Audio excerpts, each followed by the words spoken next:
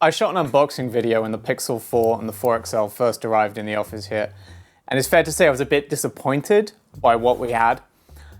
I've spent the last month or so making myself use the Pixel 4 every single day as my main phone, and I'm afraid to say that a month on, made really is the operative word. I don't hate this phone by any means, but after a month of using it, I don't love it any more than I first did, and this still really feels like a big disappointment and a misstep from Google. Here's why. So it's pretty rare that a battery is the thing I most want to talk about when I'm reviewing a phone, but it's kind of hard to ignore when it comes to the Pixel 4, especially with this, which is the smaller regular model, not the XL. With a less than 3,000 milliamp hour capacity and still only 3,700 in the bigger phone, that's just not enough, and it never looked like enough on paper. And then when I first used the phone for my initial review for a few days, I felt like it wasn't enough. The battery was honestly the main reason I wanted to shoot a month-on review video in the first place, because while that 2,800 milliamp hour capacity seemed really small at first, I wanted to give Google the benefit of the doubt and hope that its adaptive battery tech would save the day, basically. It claims that it will manage your battery usage, throttling and turning off apps that you don't use very much while leaving all that extra battery power for the stuff that you use all the time. And yet, it kind of worked. I think the battery life has been better a month in. I feel like I'm getting an extra half an hour, an extra hour each day, which is a big improvement from what I was getting before. But it's just still not enough. It's still the case that the phone tends to die about 11 p.m. every night, or at least it's getting very close to dying by that point. I'm hitting single digits guaranteed at some point in the day. And when I went traveling, using the phone all day to take photos, check Google Maps, book Ubers, that kind of thing, the battery just went. I had to top up every single afternoon without fail, or it would have died before I even made it to dinner. And that's just not good enough from a flagship in 2019. Now, if you get the 4 XL, the bigger model, that's definitely less of a problem. It's still not a phenomenal battery life, but it will be enough to get you through the day most days. But on the smaller Pixel 4, that just isn't the case. Now, yeah, there's 18-watt fast charging, and there's wireless charging, so it is easy to keep it topped up. So if you just need to sort of plug it in for 20 minutes in the afternoon, you'll get a decent amount of battery back from that, which does mitigate the problem slightly. So if you're just happy with the idea that you'll have to remember most afternoons to plug it in for a little bit, then it's fine, you'll be okay with that. For me, I don't like those compromises. I don't want to be worrying about my battery all the time. I just think that when you're spending this much on a phone, having to have battery life anxiety just doesn't make sense in 2019, because you could buy a phone for half the price with basically double the battery capacity. The Pixel 4 is a small phone. It's a slim phone. You could make this thing bigger. There's just no reason it couldn't be bigger. Still, I guess that would compromise one of the things I do like about it, which is the design. I know it's been a little bit controversial, not everyone loves it, but I'm a fan of how the Pixel 4 looks. There's a lot about the design to like. I really like how simple and sort of sparse the back is. You get a good sense of that in this sort of glossy black finish, but I actually think the matte orange and white look a lot better. They really pop, they're really distinctive, and it means that black camera cutout really stands out and contrasts against the rest of it. You obviously still get that kind of color contrasting power button, one of my favorite little Pixel touches, and I'm really glad to see it's still there, especially against this new sort of black matte plasticky bezel. A lot of people I've spoken to have said they don't like it. They find the fact that it's kind of grippy and plasticky makes the phone feel cheap to them. I'm actually a really big fan though. It helps me keep a good grip on what's otherwise just a slab of glass. But I also feel like it echoes the kind of design language you see from, say, Nintendo, where it does feel kind of toy-like, but that's no bad thing. The downside of all that is the front. I mean, we've got to admit that in the year when you can get totally full screen displays on a phone, having this massive bezel at the top is a big downside, especially when there's still a bit of a bezel at the bottom. The sort of asymmetry of it bothers me a little bit. It's better than the Pixel 3 XL's horrible notch, which was one of the absolute worst. And I will say, as someone who normally uses the OnePlus 7 Pro, it is a relief every time I go back to that phone, get it out of the drawer to test something, and I get that screen going all the way up to the top. I do miss that with the Pixel 4. It doesn't help that a big part of the reason for having that big bezel at the top is because it packs in all the motion sense tech, which, well, I could really do without. It's cool, it works, but it's completely unnecessary. So yeah, it will help you face unlock the phone a tiny bit quicker when you pick it up.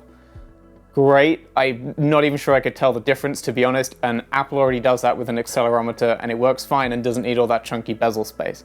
You can, wave at Pikachu on the wallpaper. Fun, I love it. I've got the Pikachu wallpaper. Completely unnecessary. And actually, the sort of actual motion controls, like waving your hand to silence an alarm or skip tracks, I never use. Some people might, I guess if you're cooking or something, but 9 times out of 10, you're still gonna be better off just using the touchscreen. And I don't really feel these are better or more reliable or faster in any significant way than LG's camera-based implementation in the G8. Yeah, it's a little bit better, but not enough to actually make me ever use it. Of course, the other thing that big chunky top bezel contributes to is the biometric stuff, the face unlock. There's a lot more tech in there than just a camera, and that's part of what's used for what is a genuinely very secure, very impressive face unlock system, comparable to what Apple offers. There is one obvious downside, which is it works when your eyes are shut. I can't believe Google let that in. I know they said it's probably going to get patched, but it is still wild that anyone can point my phone at my face while I'm asleep and get into it. If that gets fixed, when that gets fixed, this will be a great system though. Downside is I do still miss the fingerprint sensor. Every now and then the face unlock doesn't work for some reason, and then I'm stuck putting my PIN in, and I miss having a fingerprint sensor as a backup for exactly that situation. That's especially a shame because while putting one in on the back would have disrupted that nice, sleek, unbroken finish, in-screen tech is mostly good enough now that I feel like they could have fit one into the display, and that would have been a nice thing. I appreciate that could have driven the price up, and maybe not enough people would have gotten use out of it, especially with the really genuinely very fast face unlock there. But for me, giving up on a fingerprint entirely isn't where I want to be right now. So there are a couple other big new things that are totally new to the Pixel 4. One is the 90 Hz smooth display. I mean, I say it's new to the Pixel 4, it's new for the Pixel series. This isn't the first phone with a 90 Hz display. You can even get ones with a faster 120 Hz display. But still, the 90 Hz refresh rate is really, really lovely. It's one of my favorite things about this phone. Even if I know sometimes it doesn't run all the time, and it's triggered by brightness when it turns on and off. But that kind of makes sense because at lower brightness, I can't tell if it's on or off anyway. That's the whole point. And I wouldn't want it on all the time because that would make the battery life even worse than it is. But I appreciate that when I'm in a nice bright condition, when the brightness is turned up, animations on this thing look really, really beautiful. It's really fluid. It's really nice to use. 90 Hz is one of the biggest upgrades you can get in a flagship at the moment. It's one of my favorite things that's been rolling out across more and more brands. It's very hard to describe. It's very hard to show on video. But when you use it, it is hard to go back. And it's great that Google has packed that into the Pixel 4. It's part of what makes this display really, really lovely. I just wish it was a display packed into a phone that, as a whole, I loved more. The other big new thing here that I haven't talked about yet is the new Google Assistant. That's because I don't use it. That's because I can't use it. We've got a whole video dedicated to helping you set up the Google Assistant on the phone in case you don't have the new one, because if you're like me, you might set the Pixel 4 up and find out that the new Assistant isn't even there. That's because in addition to using gesture controls, which I do, you also need to set the Assistant language to US English rather than my normal UK English. And worst of all, you have to log out of any G Suite accounts. For me, that just isn't an option. I use G Suite for work, and it is wild that one of the headline features in this new phone, one of the most touted things, not only isn't available in UK English, though that is understandable and it will roll out eventually, but it's not compatible with Google's massive B2B product, this like huge work suite that so many people use.